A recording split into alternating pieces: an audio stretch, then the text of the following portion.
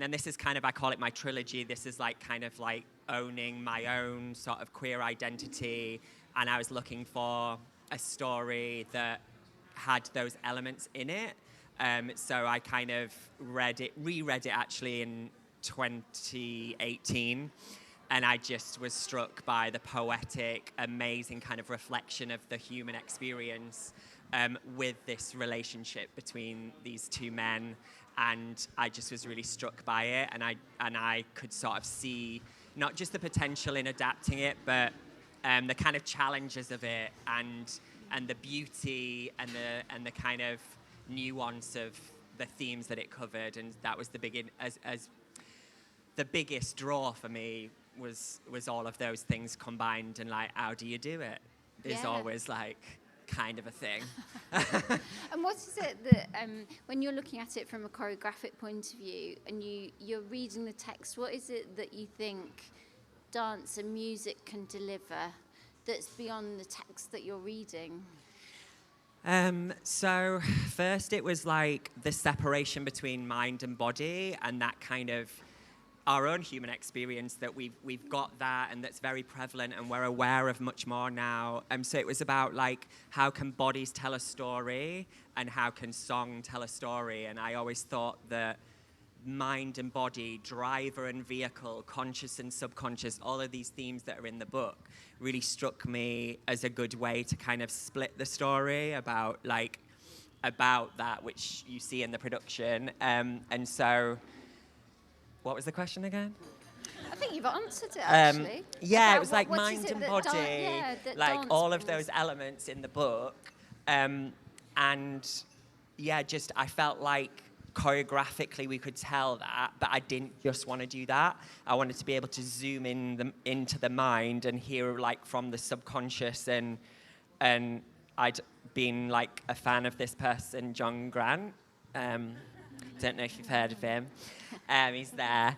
And like, yeah, I just was like, I was so struck by John's existing work, and I felt personally that John was creating and writing about some of the themes like in his own work, and that's kind of what drew me to trying to be in contact with John, because for me, I feel like you could tell this story like without words, and that would be a certain version. But just as an artist, I wanted to try and like bring in all these things together to kind of give the human experience in all its many facets and nuance, and be able to do that like through this kind of way. And John and Jasmin, was this a work that you were aware of, A Single Man, or was this completely new to you when Jonathan approached you? Well, I was only aware of the movie, and so I had seen the movie, and I thought the movie was excellent. But when Jonathan approached me several times over the last couple of years. How many years would you say it's been? It was like 3 years, wasn't it? Or more? Well, we first met in 2019. Yeah. Yeah. So he was trying to get me to agree to do this because he felt like I was right for the project. And I wasn't sure, and I hadn't read the book because I'd sort of, gotten addicted to the internet and wasn't doing a lot of reading, and I didn't really want to read it at the time when you handed it to me. And I wasn't sure if I was going to be up for it, if I would be into it. But Jonathan and I had several conversations. We met several times. I really liked who Jonathan was, and I liked the things that were coming out of his mouth and his vision for the project. And then the book, I just connected so deeply to the book. I mean, for me, it's an absolute masterpiece. And I often wonder how I ever made it to the age of almost 57 without ever having read that book. Yeah, I mean, it really spoke to all the things that I have experienced in my life. And as Jonathan was saying, my work is all about the things that are in that book. So I don't even know why nobody ever hit me over the head with a sledgehammer and made me read it. But he sort of did that, and I'm eternally grateful to you for that because, so it was a combination of, once I read that book, and once I started to understand who Jonathan was and his vision and what he was capable of, for me it was an absolute, I don't care whether I feel up for it or not, I'm going to do this. This is important for me to do this. And Jasmin, what about you? Were you familiar with the book, or again, was it Yeah. a new idea for you? Similarly, I was aware, had seen the film, and it's beautiful, but had not read the book. Again, I guess we both have Jonathan to thank for being like, go and read that book. And I sat down and just inhaled it. It was, and I couldn't put it down. I've read it several times since, and every time it's actually astonishing. It's very emotional, actually, especially now we've opened the show, actually, to just think about all of the different angles and elements and minutiae of George and grief. But the interesting thing is that actually I'd spoken to Jonathan. Jonathan had explained the concept for the show, and actually it was. I wonder how I would have felt reading it without knowing that, but actually knowing what was sort of in your mind and circling, and then reading the book, I was like, absolutely, I get it. And I was like, I just thought only you could have thought of like the concept of splitting the mind and the body in a choreographic work was actually ingenious. So yeah, just. And, I mean, whenever you read about this book, whenever you research it, it's referred to as his masterpiece, 20th century masterpiece, seminal work. Does that make it a more daunting project, or once you've got the idea of how, what's your approach to it? I mean, I think the fact it's a good book and the fact it's a masterpiece is why I'm drawn to it, because like the source material is amazing, so like is inspiring, and so like I wouldn't want to do like a non-inspiring book, and like I'm happy to do like things that are not described as masterpieces, but like yeah, I guess it's just the challenge, isn't it? That like I wasn't really thinking of like the masterpiece-ness of it, not a word. Yeah, I wasn't thinking about that. I was just thinking about, in my opinion, Christopher Isherwood wrote this book at a certain time in his life, and he was putting everything into it, and he was like, the success of the book for him was that it was as he wanted it to be, and like bear like all the things and experiences that he'd had. And yeah, it just that appealed, that kind of rawness appealed to me, and also writing it at a time in the 60s where, it was pretty brave to write about those things and depict an amazing, like, loving relationship between two men, and also have this universal idea of grief that affects all of us. So, I mean, that's part of the appeal, I think, for the the creative team, isn't it? That it has got these universal themes in it. And Yeah, I mean, the way he expresses it, though, it's in a way that you really feel like you're, I don't know, I don't even know how to explain it in words. It resonated so deeply with me that I just felt like I had no choice but to go into it. And for me, of course, it was daunting, because when you read something that you feel is a masterpiece, you just wonder, am I going to be able to do it justice? I mean, I do what I do. It was sort of a careful process of continuing to do what I do, but melding it together with, immersing myself in the character of George and his mind. So it was sort of like a Stanislavski, Lee Strasberg exercise for me. What is it called? What kind of acting is that again? Yeah, method. Yeah, so it was sort of a method acting, an exercise in method acting for me. How do I extricate myself from it enough so that it's clearly, this character? Because like I said, I write about these themes all the time, so I wanted it to be, an expression of George, and it was difficult. I had to go deep, but it was every step of the way, even though it was quite difficult and daunting, just like Jonathan and Jasmin have been saying, it was so inspiring. The source material was so strong and so uplifting that you just, soldiered on and did it, And Jonathan, do you want to just put into context why we've got two different musical voices in this, and the idea of what you're splitting? I think the context would be quite...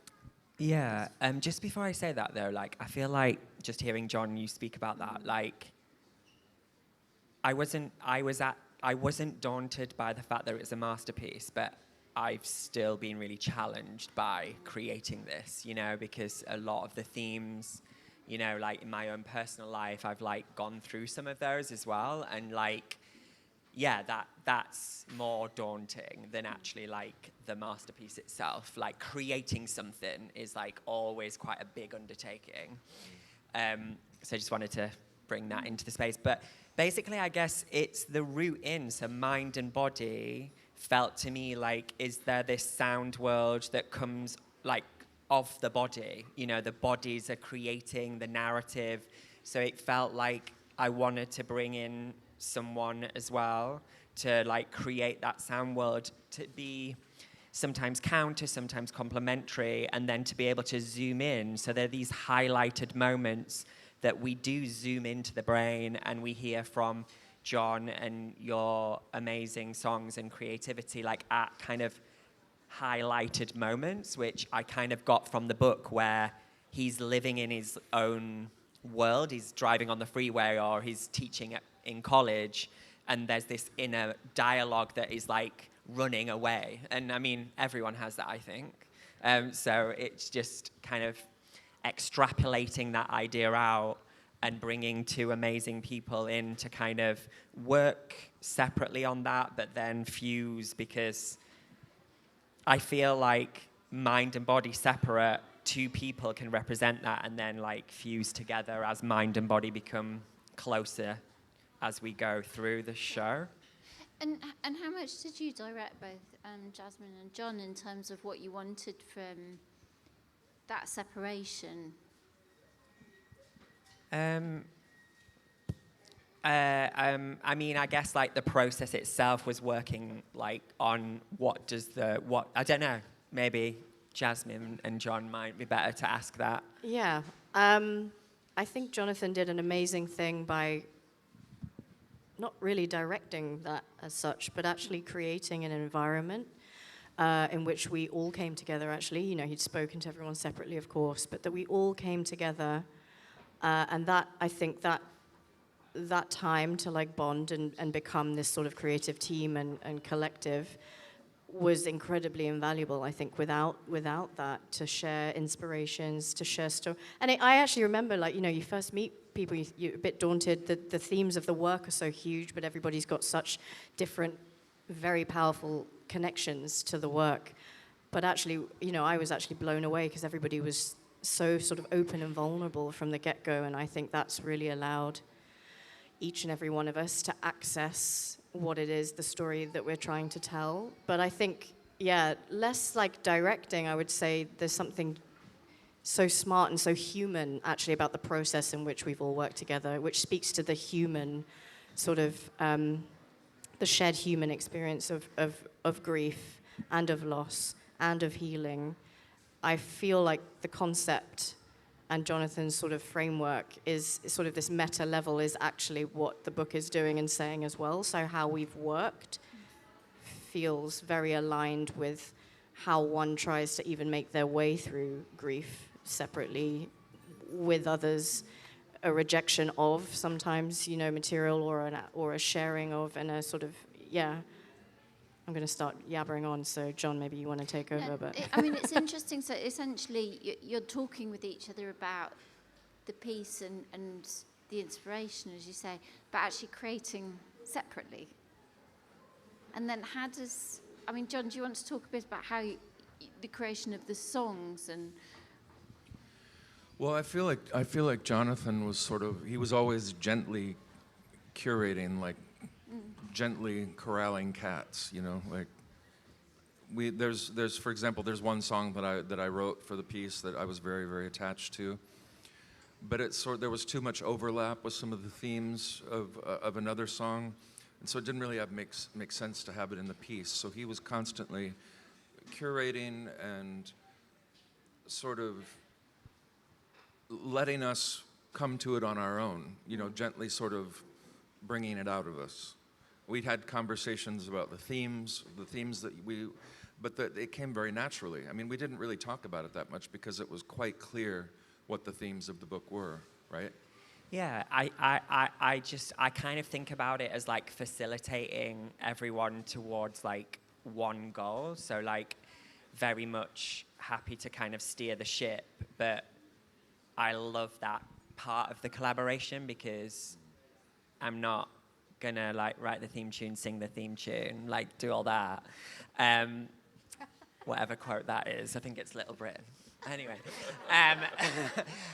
yeah. So I don't want to do that because like otherwise I'd just be like doing it myself. And it's about communication. It's about sharing this thing, and like I feel like that's about facilitating. And I'm not a composer. I'm not a songwriter, and that's why I want to work with these amazing artists to kind of pursue one vision, but with their artistry and their collaboration.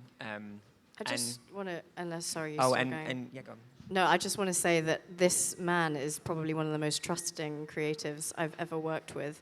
And I just want to, that's all I'm going to say, because it is actually really hard to collaborate and to trust, to really trust, and to let go and to let people insert themselves in a way. And I just wanted to say that before I forgot to say that.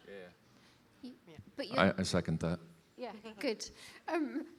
And you were working actually with quite a big creative team, weren't you? So you've actually got to let everybody get on with their work.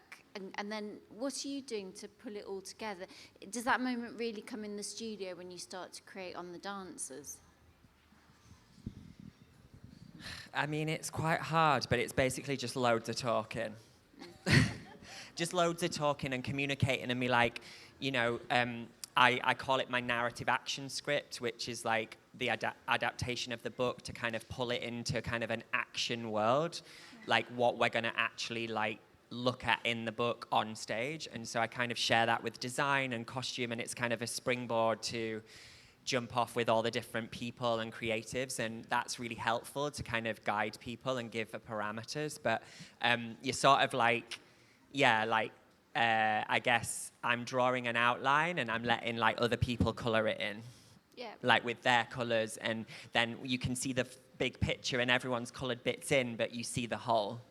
Well, that's quite good. I've never thought about it like that. Yeah. Great. Yes. Keep that Write one. that down, Keep that one. someone. Record it. Trademark.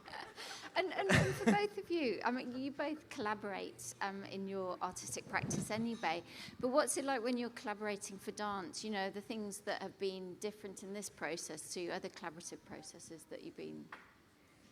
Well, I mean, when you think about people moving to your music, you know, I wanted to create different styles that fit within the context of the material.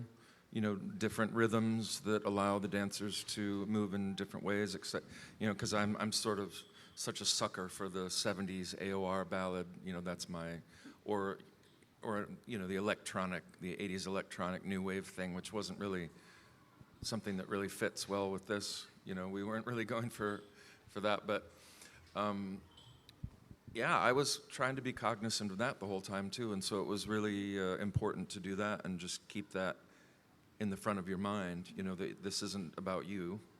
This is, you want this to work well for everybody. So it was just a matter of keeping that in mind all the time. You know,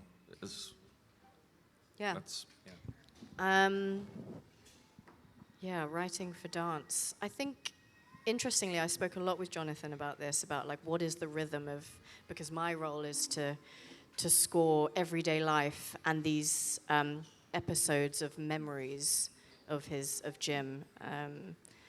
And we spoke a lot about, what is the pace of life? And what is that in contrast to the memories? What is this overall arc of, I guess, of grief, of acceptance or not, of rage, of moments of just random joy that might burst through in your day, and the physicality of those things.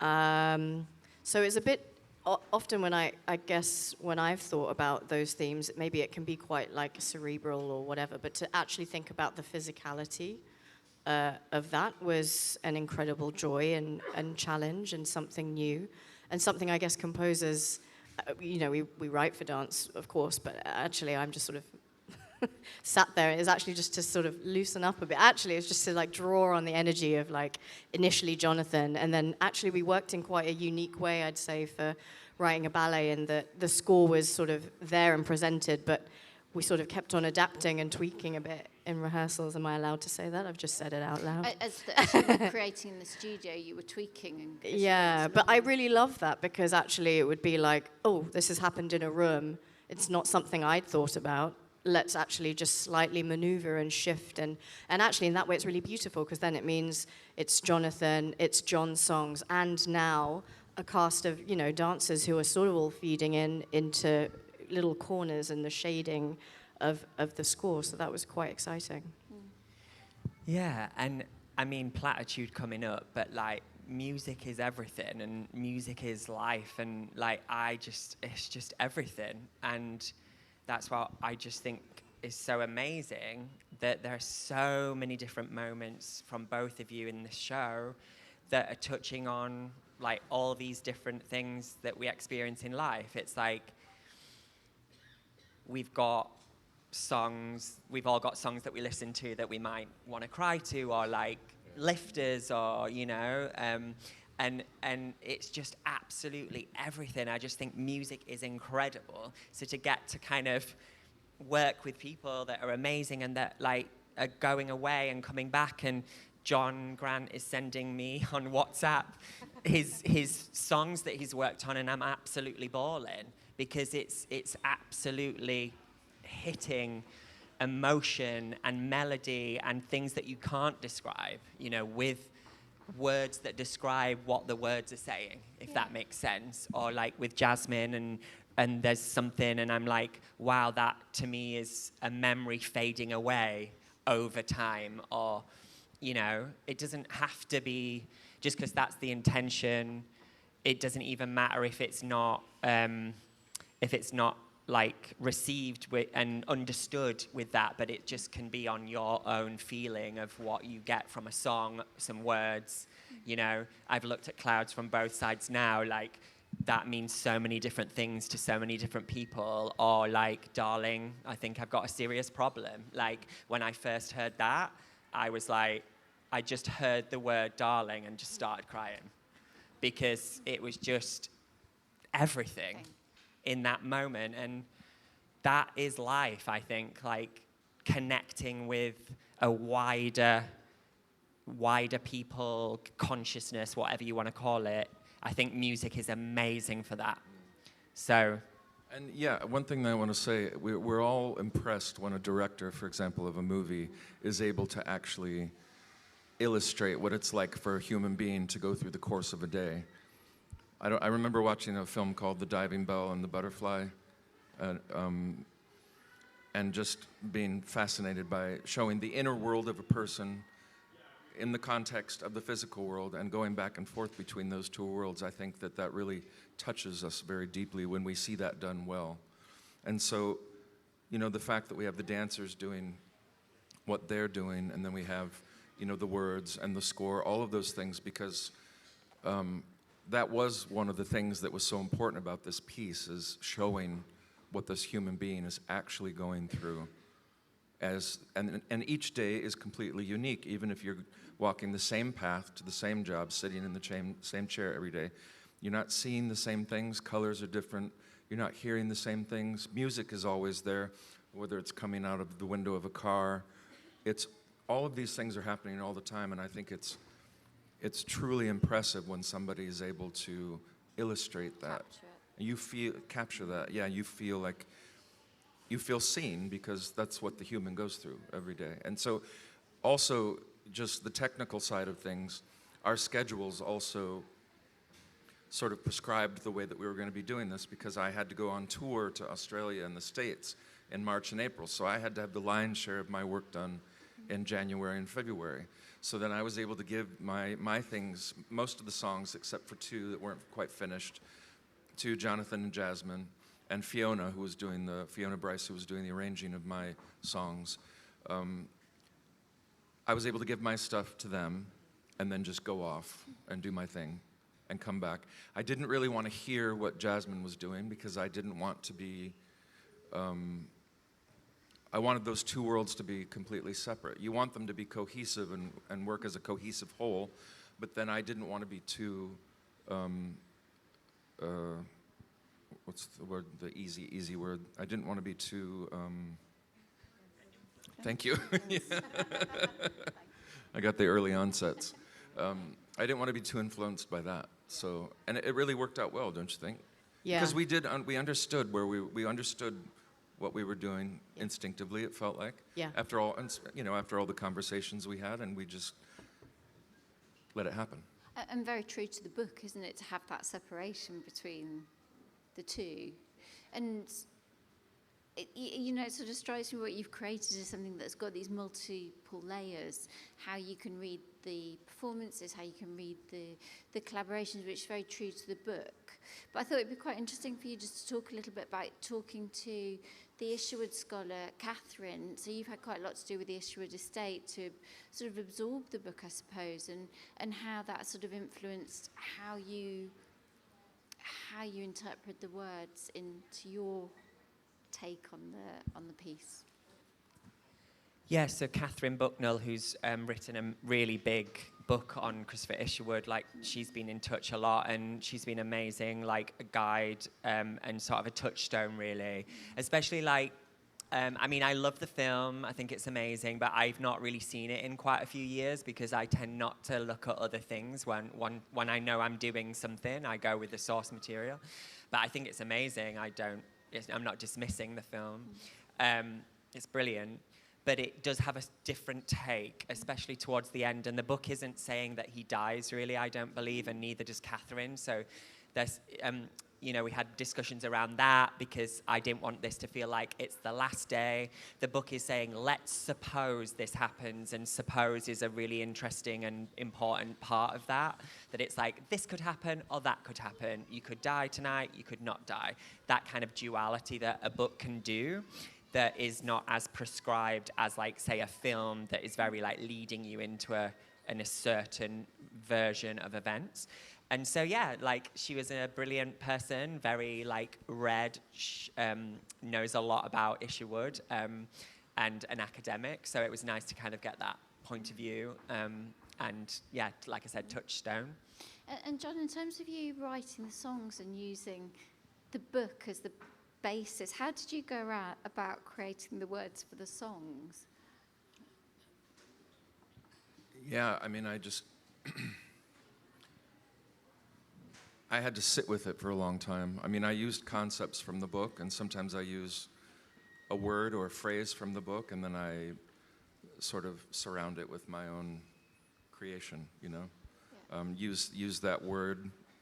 For example, I don't know, when I was reading about George driving on the highway and the fact that he felt patriotic on the highway, and you really get into this idea of, and we've all been there, where you arrive somewhere and you can't remember how you got there because you've been so deep in thought the whole way that you can't remember actually making those turns and stopping at those stop signs and all that thing. And so they're sort of describing that process in that song, and it just came to me, this phrase, concrete context, which works on many different levels, So the song Concrete Context started out with simply the title of it. And then I just looked at the book and just started building around that. And Jasmin, for you, you're sort of working in a slightly different context, but what do you do to structure your work and, the sort of dramatic arc of the novel? What's the sort of tools that you use to... Jonathan's narrative action script. I spoke a lot with Jonathan. Yeah. That's actually, I think, we've spent hours, I think, thinking about that together, thinking about the arc, evolving that arc, and actually that arc felt, sometimes for me anyway, I can just generate material and not think too much about the structure, but because this is such an incredibly complex, not just from the technically, but emotionally, that arc was incredibly important to then go away and develop motifs or material or the style of those materials. Think about the arc of that. Think about where we are in time as well, like the era. Do we want to bring in, those sort of inspirations? So I think that structure and the many hours of conversation with Jonathan about shaping that arc, and then with John, you're talking about that emotional arc of the memories and the emotional arc of the song as George goes through his day was incredibly important. And I had a lot of material, but it had to sort of sit and cook and stew for a bit, because any sort of change over here means changing, or any change over here means that there's a knock-on effect, there's a ripple effect throughout the whole score, actually. If you're like, actually, I want the beginning of his day to sound like that, then what does the end of his day sound like, And there was something quite interesting in that, the arc of time, the arc of, like, the emotional arc. There's a lot. It felt and still feels quite complex. And so it was really great to actually have Jonathan and work really closely on those things and keep on teasing out, be like, am I going down a crazy old spiral? Is this like, am I chasing a sort of the wrong idea? But yeah, I think that sort of framework was incredibly important for me. Otherwise, I would have just drowned in a lot of material. And then, Jonathan, you've got the big themes going on. But then thinking about the individual characters that you're creating on the stage, you had a cast that you chose who are from very different backgrounds and training. So we've got Royal Ballet dance in there, but very contemporary dancers. They all come with very different experience. When you're then in the studios with the dancers, how do you go about creating those characters? Kind of different approaches, really. So, like, what the book is saying, what the narrative action script is saying, like my own ideas, the music, in dialogue with the dancers and performers of like what they think those characters are. Also, I had sort of inspirations for different characters, like Charlie, George's friend, like being like a bit more like ecstatic dance that like was like I sort of got into fairly recently, that's a bit more grounded, and obviously the balletic aspect, and there's like some Fosse inspiration in there, and like there's all these different like movement ideas, but it's just one of those things, it's quite hard to sum up, but you're accruing information and a way of moving for each person.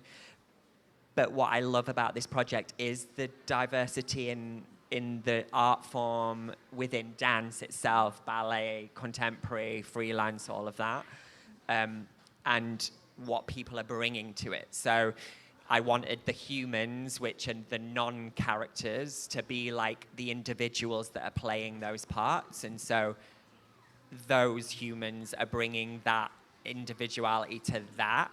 And then you're layering on top the characters, which are provided by Christopher, but you're having to let go of, well, they're not speaking, are they? So, like, you can only tell so much. And I think that does bring it on to me, like, I'm really interested in, I'm absolutely up for people, like, not getting everything or, like, not understanding things. I think that's about life. I mean, not everything needs to be understood, and it's absolutely okay. So I absolutely love when people come and go, oh, I've not seen dance before, or I don't know anything about dance, but I love that, because that's just, you're seeing something and you're responding to it. Like, you don't have to see a film and like, I've done a film degree, do you? You can just like, you can understand, whatever you get from it is okay by me, and I think okay by us. So, yeah, I think that's difficult when you're trying to present a narrative and character when you're not offering an understanding through dialogue. And I'm always kind of reminded that we do understand a lot of things through body language. I don't know, it's something in the 70%. We communicate through body language or something. Don't know, don't quote me on that. Might be like 68, I don't know. 68%, whatever. So yeah, like, not really answering your question, but it's a long thing with the individual and like many kind of different layers. Yeah. And John, for you, because you're on stage, you're and in fact, your George's thoughts. How have you created, and you're up on a platform actually, how are you creating a relationship with what's going on around you on the stage? I mean, that's a good question. It's sort of different every night. It's just sort of, I mean, the body and the mind are sometimes, working at cross purposes. So it's not, sometimes I turn away from what's going on stage. Sometimes I'm, watching very intently what's going on stage, paying attention. Some things I don't want to see, and I think, the mind often, I think that's quite natural. That is that relationship between the mind and the body, so, Jonathan and I have talked about that quite a bit, because sometimes I feel a little bit, it feels a little bit awkward to just be there the whole time, sitting there watching, the proceedings. I mean, for me, it's a very, very cool vantage point to get to see these people do what they do. I love dance, and what you guys were just talking about, you don't have to know anything about any of these things. It's the same thing with wine. If you have a really good sommelier in a restaurant, you don't need to know the terroir or the parcel of land that the grape came from. You need to know whether you like the wine or not, And it's the same thing with this. You're going to go in there, you're going to see these people doing something that they've spent their entire lives. They've invested their entire lives, many of them since they were, early childhood. I've never had that type of discipline, So a lot of it for me is the privilege of having that vantage point of being able to watch these incredible artists work together as they do in an ensemble. So it's quite natural, actually, and Jonathan has sort of explained that to me. He's like, don't worry about it. You just do whatever, Watch, don't watch, move around, get up, stand up, sit down, move around, whatever, whatever.